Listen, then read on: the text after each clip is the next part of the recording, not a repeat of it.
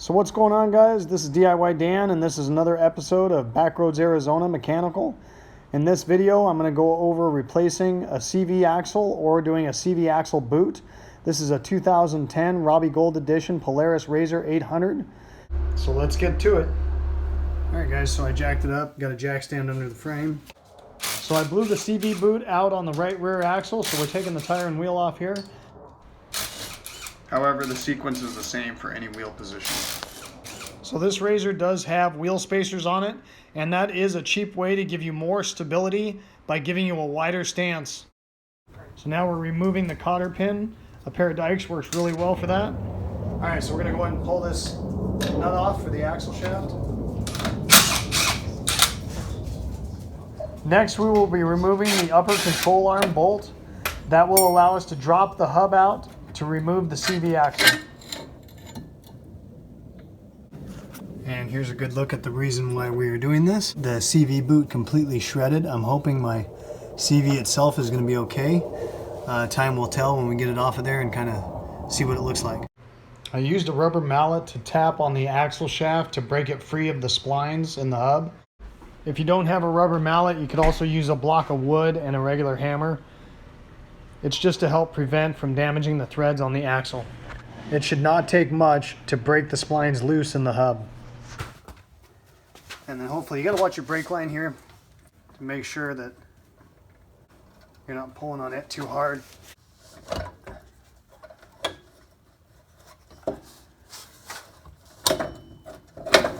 If you can't get your CV axle out with just taking the upper A-arm bolt out, you can always take the lower control arm bolt off to the hub as well, and that will remove the hub so you can get the axle out. Once you get the outside of the CV axle out, you should be able to grab the CV axle, give it a good tug, and it should pull out of the differential. And that goes for the front or the rear, depending on which one you're doing.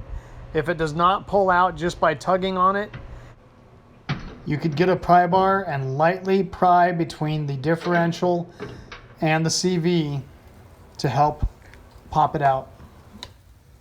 That actually really still feels okay, which is really cool because then I can just do a boot instead of an entire CV axle.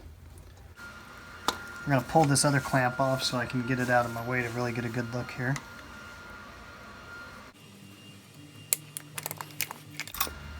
So I'll just kind of rip that off.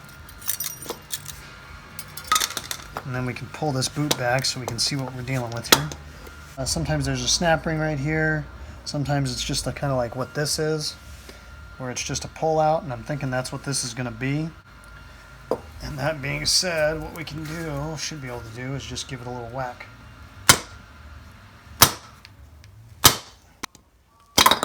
There you go. And there's your C-clip. So now you just pull this boot off, and we got to get the new boot. If that CV does not come off nicely with a rubber mallet, you can use a brass punch and a hammer and hit it right next to the CV axle, and it should come off that way. So you really want to clean this area off really well before just trying to hammer it off, because there could be another style of snap ring on there. You have to hold the snap ring while tapping the CV off. If you do not, you could cause damage to the CV or the snap ring. Alright, so one thing you want to look at is whether this is spread. See how that's loose on there? So we want to tighten that up. So using a pick, you can get under that C-clip and pry it up off of the shaft. Okay, so all I'm going to do is take a pair of pliers here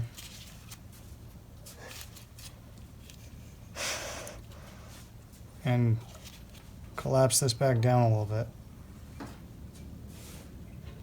like so. So this can be a pain to get that clip to snap back on there, but it will go. I use the pair of pliers just to catch the edge and push it down a little bit to snap it down into place. So now we're a lot tighter, because if that's too loose and you go to whack the outer CV on, it can bend or break. Then you're going to want to put the smaller of the two clamps and the CV boot over the axle shaft. After cleaning out your CV, apply the grease that comes in your CV kit. You don't really have to worry about packing it in because the shaft will do that, and you can work it around after you put it together. You want to keep your shafts as straight as possible, not like that. So it is easier to put a couple pieces of wood in a vise and then clamp the CV axle, so you just have to tap on the CV. I decided to do it this way. You want to use a rubber mallet or a block of wood so you do not ruin the splines of the CV axle while tapping it down into place. So I was just taking a quick look to make sure my splines are down all the way, and it looks good. Next critical to this is make sure this outer area where your CV boot clamp is going to go is super dry and clean. You don't want a bunch of grease on there because it could cause a problem later. So then you're going to want to slide your CV boot up. Over the CV there is a recessed groove for the boot on both the axle and the CV. Okay, so we got the clamp on here. There's different ways of doing this. This is what I found works pretty good. So sometimes the smaller clamps don't quite contour the CV boot correctly. So I just took a hammer and kind of bent it so it conformed around the CV boot better. Now we're going to take a pair of vice grips and pull the remaining slack out of the clamp. Then I leverage the vice grips against the CV axle and hold it tight while I have somebody punch the clamp so it does not loosen up. Okay, and then you fold this back this way, and then we're going to tap these tabs over. Not my prettiest one, but you get the idea. Hopefully the other one will be a little better. Okay, we snap those over and that holds that good. Take some shears and you can cut the excess off. And I just fold mine over this way again, like so. So this one went a little smoother, so I figured I'd show you again. So we're attach the vice grips and pull the remaining slack out of the clamp. Now we're going to leverage the vice grips against the CV and have somebody punch it. You can get it really, really tight by leveraging it and pushing it against the CV.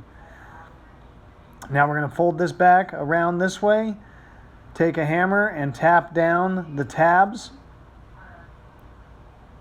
Then we're going to go ahead and use our shears and cut the excess material off. And then I fold the little bit of remaining material back over the clamp where it is punched one more time and hammer it down. Then rotate your CV around and make sure it's not binding in any possible direction.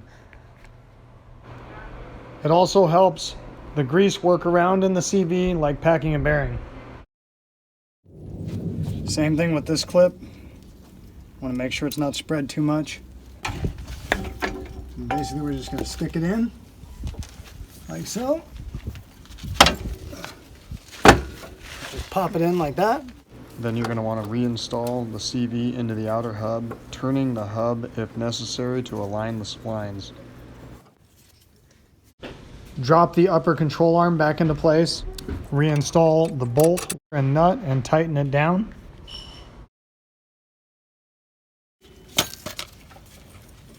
There's a bushing in there, so you can snug that down pretty good because there's a bushing to stop it from over tightening.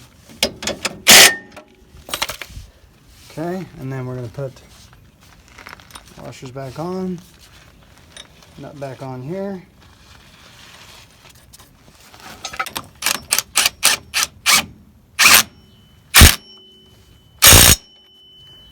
And then I just give it a little tug. Keep an eye on where your cotter pin is. A little bit more. One. Right there, cotter pin's lined up. Okay, I went ahead and got a new cotter pin because my other one was kind of messed up. So stick it in.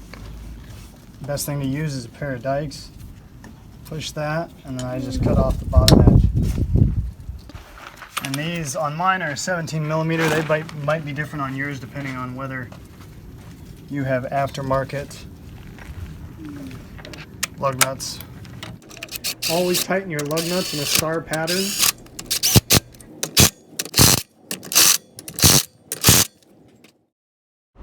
So hopefully this video helped you out and gave you some good information.